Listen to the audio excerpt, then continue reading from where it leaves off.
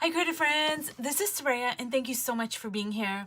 So I am going to delve into this value map that I did in my last video. I wasn't going to build up on it, like I was gonna just leave that last video on value maps as a standalone video, but I decided that I would kind of work on this a little bit because I think there's a lot of valuable lessons to be learned rather than me just talking about it, but to actually show you how I'm building things up and what I mean by a value map. But I was looking through all of my books.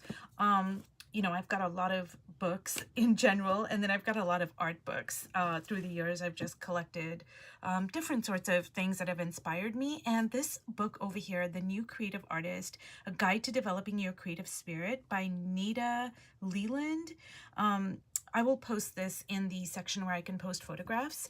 And I just wanted to just kind of give you an overview of some of the things that she talks about. This is an amazing book, actually, and it just covers all sorts of different things from drawing to, you know, how to replenish your creative spirit. And if you guys wanted me to delve more into this book, please just leave me a comment and I will be so happy to share some of her interesting and beautiful and informative, inspiring, knowledgeable takes on all sorts of different things. So she talks a lot about, so say, practical things like drawing, design, realism, abstract art, etc. But she also talks about creativity as a whole, and also she talks about combining arts and crafts, because you know there is a difference between, say, fine arts and crafty kind of stuff, but she talks about like putting it together in a way that I think is really interesting, that I haven't seen a lot of artists, or certainly not like books about it. Well, I don't have those books. So I just thought that was really interesting. And she talks a lot about, say, collage, you know, different kinds of mark making, patterns, sketching, rhythms in your art. And so just a lot of really interesting things. And over here, you guys, I was going to put a sticky note here and then I completely forgot. So please excuse me while I look for what I was going to read. But anyways, this just gives you an overview. And then there's, like, you know, places where you can write in the book. It's just a really beautiful book. Oh, okay. So I was going to read this because I just think it's something we all face. So she goes 10 ways to lessen stress. And she's talking she's talking about in general, but also you can apply it to your art, because a lot of times when we are faced with a blank page, you know, a new substrate or whatever it is, there can be like this fear of the blank page syndrome, right? So she says, set doable goals. And that is true. Don't like overextend yourself and go, oh, I've never, you know, used watercolor before, but I'm going to paint this masterpiece. Not a good idea. Number 2, list your priorities. And I think for me, one of the things I do is I set a priority for me learning, because when instead of like me going, oh, my priority is that I'm gonna paint this, you know, wonderful apple still life, whatever, I just go, you know what, I'm just gonna learn. Or if I'm copying an artist, or if I'm whatever it is I'm doing, if my focus is on learning or having fun or being in beginner's mind, then that is like a priority that is gonna override other things that like crop up. So just say I set my goal as learning, okay? So just say I'm doing something and then something happens and my inner critic goes, oh my God, you know, blah, blah, blah, blah, blah, blah, blah. Well, instead of listening to my inner critic, I can say, well, my objective was to learn, and I did learn from this. So I've achieved my, you know, my priority. So that just makes it easier to not get caught up in the, you know, the inner critic or the external validation or whatever it is. Number 3, organize your time. Number 4, take care of yourself. Of course, self-care, self-care, self-care. Say no once in a while. This one's really good. Ask for help. Don't waste time on things you can't control. So true. Do what must be done and move on. write in your sketchbook or journal. And I find that this is really eye-opening, and I've had this book for many years before I started using a studio log. And what I found is that when I write in my sketchbook or my journal, I am actually opening up a dialogue with my art or with my art practice that, you know, like I know having a studio log is more intentional. It's more in depth, like the way I do it, the way Connie Solera kind of explained it to us when I was in Oaxaca. That's when I first started using my studio log, or just even being introduced to the concept. But even prior to that, like I would write stuff in my sketchbook or my journal.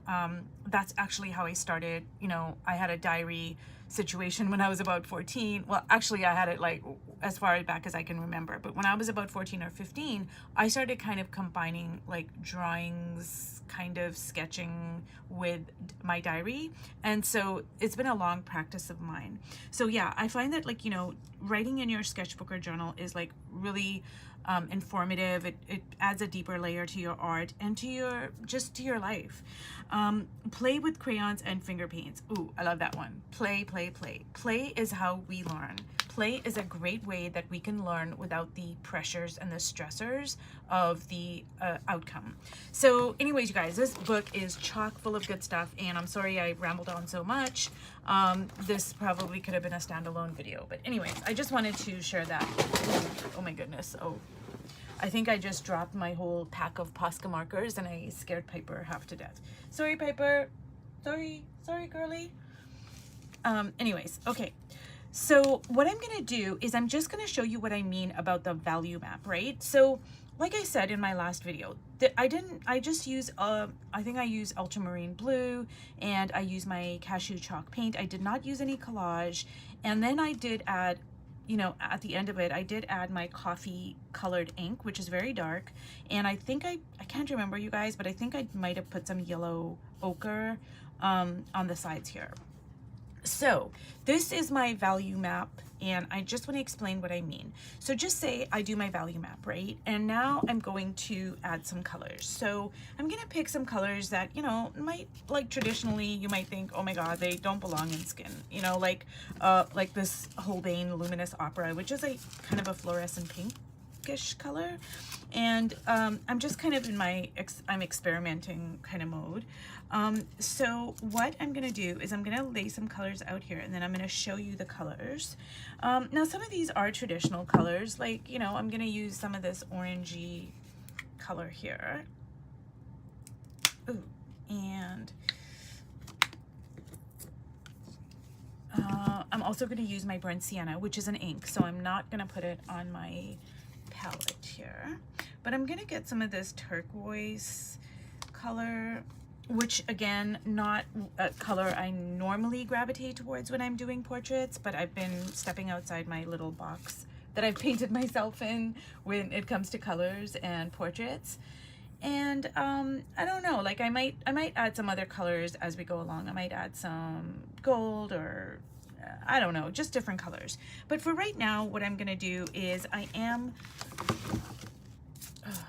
need to clean out my palette, you guys. I just have so much stuff on it. I don't know. Okay, I'm gonna put yellow ochre. Okay, I am gonna put yellow ochre.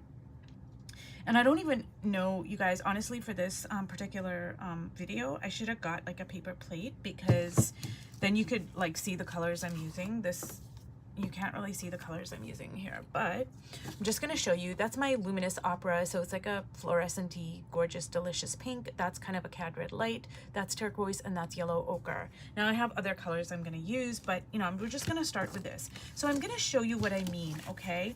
So just say I want to put a pink down, okay?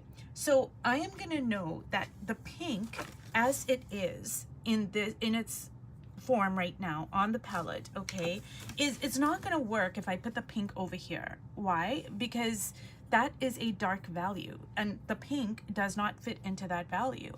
Now, you know, I've been doing this for so long that, you know, it's just kind of automatic. But in the beginning, you're really, yeah, you're gonna have to stop and go, you know, okay, where, like that, what kind of value, what value is this pink? You know, and then you can get out your grayscale, which is right here. Okay, so I would go, okay, I think that the pink is a mid-tone value, okay? I don't have to go, oh, it's a value 5, or it's a value 6. You know, I don't have to be so specific. I can just go, it's a mid-tone, okay? That's good enough, okay? Because when I'm working on my value map, I'm just basically using 3 values. Sometimes I only use 2 values, which is the darkest value and the lightest value. But, you know, you can use 3, the darkest, the lightest, and a mid-tone. So you don't have to be so specific, honestly, especially at this stage of it, maybe at later when you're refining things. But for right now, I'm just gonna go, okay, it's a mid-tone, right? So a mid-tone is going to go where? Well, it's not gonna go here because that's the lightest. It's not gonna go over here because that's the darkest. So a mid-tone would, you know, it could go here, right? So we're just doing things like patchy, you know, we're not like, so that would be a mid-tone right there. Mid-tone would be there. And this is what I mean, you guys, when I say, hey, if you know your values, you can use any color you want, because this is fluorescent pink and I put it plop right on the nose, right?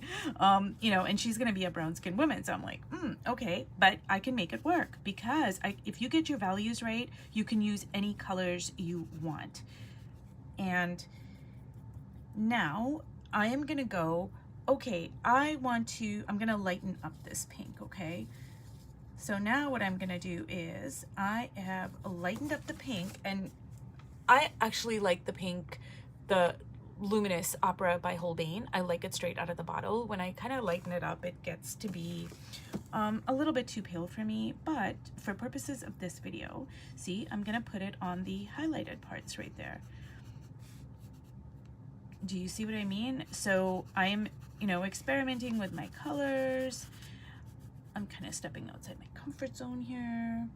And now what I'm gonna do is I am going to mix some titanium white with my yellow ochre. And again, I would not put this yellow ochre titanium white mix in a place, like I wouldn't put it over here because that's my dark values. I wouldn't put it over here. I wouldn't put it over there. I would put it in a place that has lighter values. It doesn't have to have the lightest values, but it's going to have generally lighter values. So I'm gonna put it on this side of the neck, not this side of the neck, right? So I hope I'm explaining properly, you guys, like how much of a help this value map is, because you honestly can really focus more on your colors. It just makes it, it's like a cheat code. You can focus on your colors more than your colors and your values at the same time. And actually I did talk about this in another video on colors, and I actually wrote about it in like the part where I can post stuff on my YouTube channel with the pictures. I did talk about this, and I went into great detail about what we call, like when we say color, right? So I say, oh, this beautiful color pink. I actually mean hue. I don't mean color. Color is one part of hue. Hue encompasses a lot of different things, including value. So I just say the word color because that's what we're just so used to saying, oh, the color pink, the color yellow. No, that's not true. Artistically speaking, in a technical sense, what we're referring to when we say color, we mean hue. So I should be really saying this gorgeous hue of pink by Luminous Opera by Holbein, blah, blah, blah. But, you know, since we were kids, we call pink a color. It's not, it's a hue. And there are many components of a hue, only one of which is color. So I'm not going to get into that right now, you guys. I don't want to be too confusing. But anyways, I am going to now just lay down some of my luscious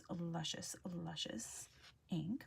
Now this is transparent, you guys, and one of the great things about having a value map is if it was completely dry, which it's not, some parts of it are dry, but the middle part is not dry. But just say it was completely dry, right? If I go in with my burnt sienna transparent ink, it's going to adjust to whatever value is underneath it. So if I have a darker value, do you see what I mean? Okay, there's just the white of the page, and then there is the darkness of the, the value here, the ultramarine blue that I initially laid down in my value map. So do you see how because this is transparent ink, but if you have acrylic, you can water it down with, you can just make it transparent with water. Does that make sense? You don't have to use a transparent ink. It just makes it, it just makes it easier. Like, so because if this was all dry, I could go in with my transparent ink, and the ink is going to take on the value of whatever is underneath it, right? So I'm gonna go like that.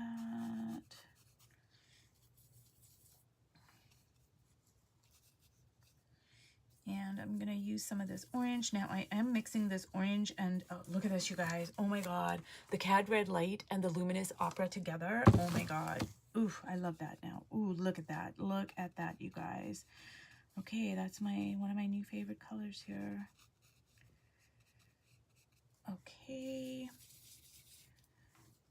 So I hope that this has illustrated a little bit like how much of a help it is when you do a value map. And also, you guys, you become more familiar with values. It becomes easier to read values, to see values, to translate values onto your page. So the whole thing about value maps, I mean, there's so many great reasons to use a value map. I might actually write down all the great reasons and like post it on the part of my YouTube channel where I can post stuff.